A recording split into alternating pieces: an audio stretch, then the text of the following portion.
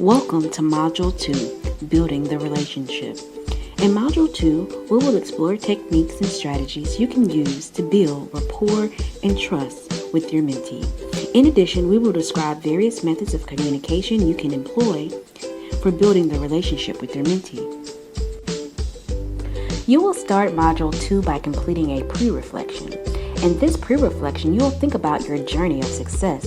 You will outline and describe your most significant life experiences. You will include both positive and negative experiences. Following that, you will outline opportunities and challenges that have made a significant difference in your success. Next, you will watch 2 videos. One video outlining the 10 basic rules to having a better conversation. The other video is an introduction to building the relationship with your mentee.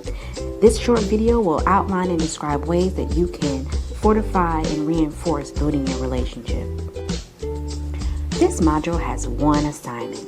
After listening to the TED Talk by Celeste Headlee, you will complete an assignment looking at communication skills and how these communication skills and 10 basic rules outlined in her TED Talk can help you in establishing your mentee relationship. Finally, you will complete your second mentoring scenario.